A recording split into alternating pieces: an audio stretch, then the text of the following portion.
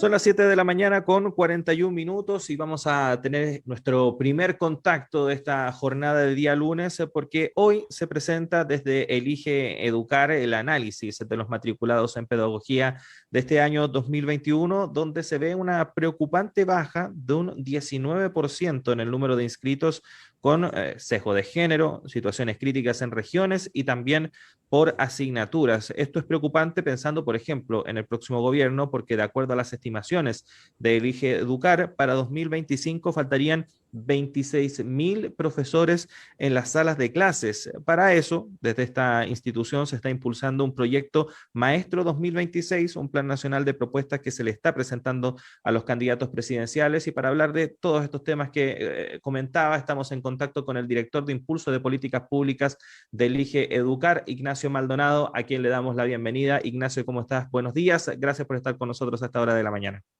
Muy bien, muchas gracias Claudio por este espacio. No, gracias a ti por estar con nosotros y para hablar respecto de esto que mencionaba, ¿no? Porque, bueno, hoy ustedes entregan este análisis. Adelántanos un poco respecto de este 19% de baja en el número de inscritos. ¿A qué atribuyen finalmente que esto se produzca? Y también respecto de estos sesgos que se pueden identificar en cuanto a género y también respecto de asignaturas. Bueno, primero esto no es un problema nuevo. Efectivamente, yo creo que la pandemia ha tenido un efecto y el panorama de la educación a distancia no es el más atractivo para partir un pregrado. Pero desde el 2010 las matrículas de los primeros años de pedagogía han venido más o menos a la baja, excepto algunos años. Y eso tiene que ver con distintas cosas. Primero, con el cierre de programas. Por ejemplo, los institutos profesionales ya no pueden impartir pedagogía, cosa que nos parece bueno, que las instituciones que pueden formar docentes en Chile sean las más exigentes, las que pasan por más control.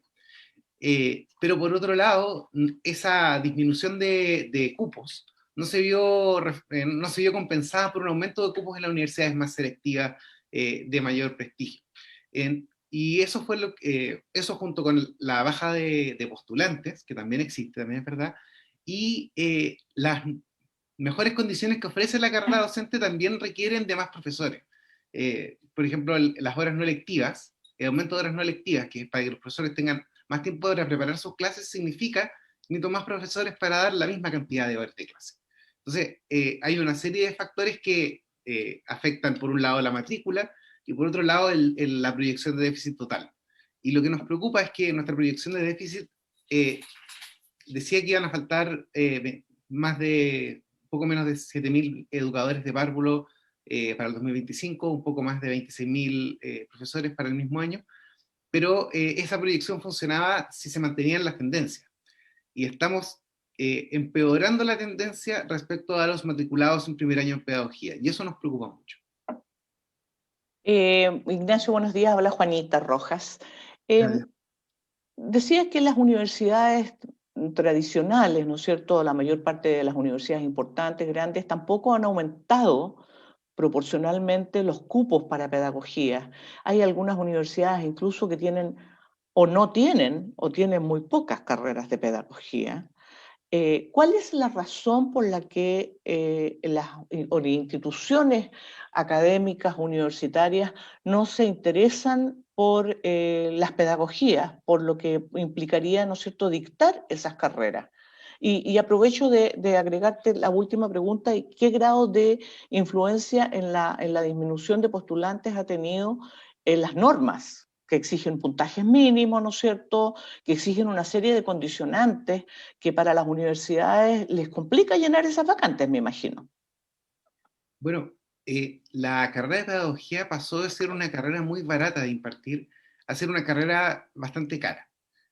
Con las exigencias de los estándares del sistema de acreditación, se empezaron a exigir prácticas profesionales en establecimientos de manera, ojalá, lo más temprano posible. Y coordinar las prácticas es algo muy costoso para las universidades, requiere mucha gestión, se caen mucho y mantener centros de práctica para distintos años se volvía más costoso que lo que estaban acostumbrados a una carrera que se llama, como dice, pizarrón. Eso junto con efectivamente el aumento de los requisitos para estudiar pedagogía, generaron un doble contexto, en el fondo. En un minuto que era más difícil atraer candidatos que cumplieran con las condiciones, también era muy complejo, se hacía muy costoso sostener la carrera. Entonces, carreras que tenían baja matrícula, sobre todo en regiones que se han cerrado programas que necesitamos que sigan abiertos, y hay otros programas que tienen muy baja matrícula y tememos porque cierran. Eh, pero el problema de los requisitos adicionales es que, de los requisitos que pide la carrera docente, es que ni siquiera estamos pidiendo eso. Hay muchas universidades que piden más.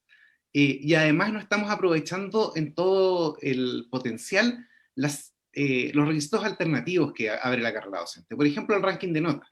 El ranking de notas era una gran promesa de atraer con otro criterio de estándar de calidad, con un criterio relacionado al esfuerzo, relacionado a las oportunidades de aprendizaje que han tenido los estudiantes. Sin embargo, el sistema hoy día es bastante engorroso para poder ingresar solo con el ranking de notas, bastante desconocido incluso por las mismas universidades y por lo tanto poco aprovechado. Entonces tenemos que hacer mucho más conocido todo eso, y yo creo que las propuestas que tenemos nosotros en el Proyecto Maestro 2026 apuntan a esa línea, desde el relanzar la beca de vocación de profesor, que perdió todo su valor, perdió mucho de su valor relativo con la gratuidad. Antes era la única forma de estudiar gratis, ahora es como un par de beneficios más, porque estudiar gratis ya está para el 60%. Tenemos que también preocuparnos de la reinserción de profesores. Esto es clave porque se nos van más de 8.000 profesores todos los años. Entonces, si podemos devolver, si podemos atraer con las mejores condiciones de política nacional docente a un porcentaje de eso, nos va a ayudar mucho a resolver el déficit. Obviamente necesitamos también fortalecer el sistema directivo, no por el lado de que los profesores tengan la expectativa de llegar a ser director, sino que también es loable y también tiene que hacerse, pero sobre todo porque tenemos que poner al centro la gestión escolar y el clima escolar. Y no me refiero al clima de aula, me refiero al clima laboral. Nuestras escuelas tienen que ser lugares donde uno quiera ir a trabajar. No, más del 20% de los profesores se nos van los 5 primeros años, según un estudio universitario. Y eso sigue siendo mucho, ha bajado, es una, entre comillas, buena noticia, porque antes era el 40%, pero sigue siendo mucho, y para eso necesitamos que los colegios sean lugares agradables de trabajo. Los directores tienen mucho que decir ahí. Lo mismo, también necesitamos hacerles sentir a los profesores que los valoramos. Son muy buenos para declarar que valoramos a los profesores, pero no tan buenos para mostrárselos. Entonces, ahí nosotros estamos proponiendo un acceso gratuito a la oferta cultural del Estado, y sobre todo, y esto es muy importante, dar más autonomía a los profesores. El COVID tuvo un tremendo aprendizaje que fue el currículum priorizado y la autonomía con la que contaron los establecimientos para definir su quehacer. Y esto es muy, muy valorado por los profesores y hace también una carrera más profesional, más desafiante, más atractiva, y también permite mejores aprendizajes. Entonces, necesitamos ahí hacer un cambio de switch en cómo pensamos la educación, cómo pensamos el currículum.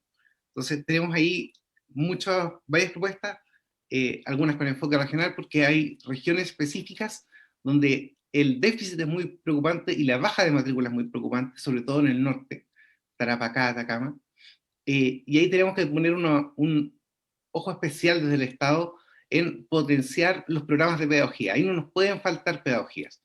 No puede ser que va a estudiar educación de párvulo o física o química, haya que cambiarse de región, porque es muy difícil que vuelvan a ejercer a su región de origen.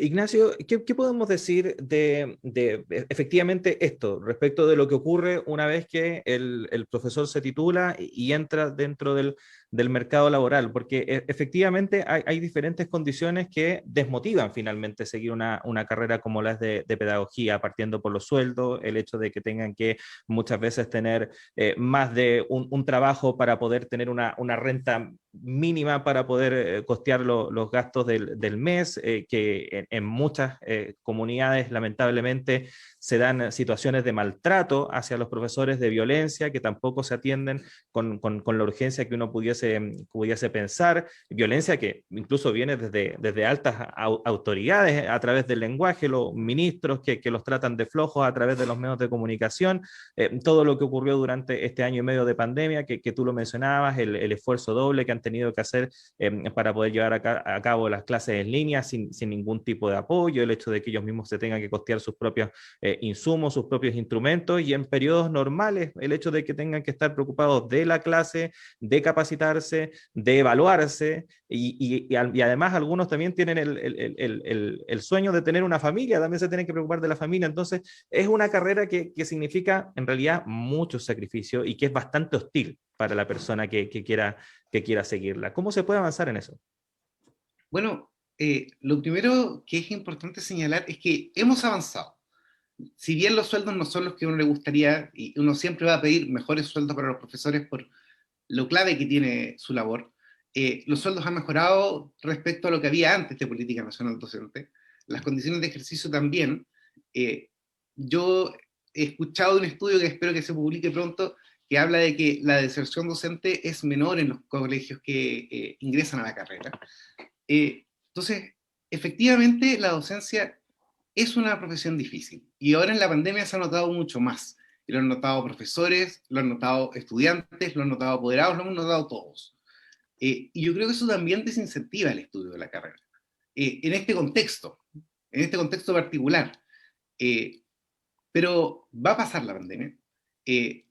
Tenemos mejores condiciones, tenemos que seguir mejorándolas. O sea, por ejemplo, una de las cosas muy importantes que tenía la carrera docente son las mentorías. Las mentorías es un proceso en el que los profesores recién egresados son acompañados por profesores más antiguos, con más experiencia, con más... Y eso es clave, por ejemplo, para seguir reduciendo el porcentaje de profesores que se nos van al inicio de la carrera, que es mucho. Y sin embargo, ese proceso está todavía en implementación, todavía no son suficientes las parejas de mentores y mentoreados que tenemos. Son poquitos los profesores que logran acceder a un mentor, ya sea porque postulan poco, ya sea porque se van cayendo en el camino, pero son muy pocos todavía. Entonces, tenemos un montón de cosas que seguir trabajando. Efectivamente, la comunicación desde la más alta autoridad hasta el apoderado tiene que ser de valoración. Tenemos que, la superintendencia también tiene que buscar sancionar o buscar apoyar a los profesores que son víctimas también de agresiones de distintos ámbitos. Eh, pero no me gustaría salir de esta conversación con un mensaje negativo, sino que decir que las cosas están cambiando, que la pandemia también ha sido un tremendo impulso de cambio cultural en el sistema, y que la forma de hacer clases también va a cambiar, y que las condiciones son mejores que las que teníamos, y espero que sean peores que las que tendremos. Ignacio, a propósito de las mejores condiciones, justamente durante la pandemia se ha explicitado el drama que tienen los profesores, por ejemplo, que no tenían ni siquiera los insumos tecnológicos mínimos, porque de repente pensamos en las ciudades, ¿no es cierto? Pensamos en el mundo urbano, pero sobre todo cuando tú mencionabas que hay regiones donde no vamos a tener profesores o donde definitivamente no se está formando docentes, y uno piensa en las zonas rurales, en las zonas más apartadas. ¿Qué posibilidades tienen esas personas de contar? Por un lado, con los elementos tecnológicos, con la capacitación para utilizar esas modalidades de enseñanza que son totalmente distintas a las modalidades presenciales. Y por otro lado, cuando me hablan de mentorías, ¿quiénes son los mentores? ¿Son profesores mayores y experimentados que todavía están ejerciendo? Porque yo he escuchado a muchos profesores reclamar justamente por la gran carga de trabajo administrativo, de llenar planillas, de llenar informes, de llenar carpetas, de dar cuenta de que les ocupa mucho de su tiempo, que los agota. Entonces estoy pensando en un profesor experimentado al que le piden que sea mentor y que seguramente va a tener que hacer informes, va a tener que dedicarle horas, etcétera, pero sigue trabajando. ¿O Bueno, estamos hablando de profesores a lo mejor retirados, jubilados? son profesores en ejercicio y son profesores a los que se les pagan esas horas de mentoría. Entonces no es sobre tu contrato de 44 horas, dona este tiempo para acompañar a otros, sino que es dentro del contrato, es remunerado y reciben formación especial para ser mentores. Antes de poder ser mentor, el CPIP tiene una serie de programas que ellos tienen que cursar y aprobar. Y efectivamente lo que dice es totalmente verdad. La cantidad de trabajo administrativo que tienen nuestros profesores es alta. Bueno, yo no conozco ningún lugar del mundo donde no quieran bajarla, pero de todas maneras nosotros tenemos una carga muy alta y hay que buscar formas. A principios de este gobierno hubo un proceso que se llamó Todos al Aula, que buscaba desburocratizar la escuela, pero por la misma naturaleza del proceso, estuvo más concentrado en las tareas administrativas que tienen que hacer los directores que las que tienen que hacer los profesores. Y tenemos que dar ese segundo paso de pensar cuáles son las cosas donde de verdad necesitamos profesores y cuáles son las cosas donde lo puede hacer otra persona. Ya sea la lista, ya sea el cuidado del patio, tenemos que aprovechar a los profesores que tenemos para que hagan clases. Y como tú decías, efectivamente, esto a nosotros lo que nos preocupa no es el déficit en global solamente, sino cómo se distribuye este déficit en el territorio. Y efectivamente las zonas más apartadas son una de las que más nos preocupan.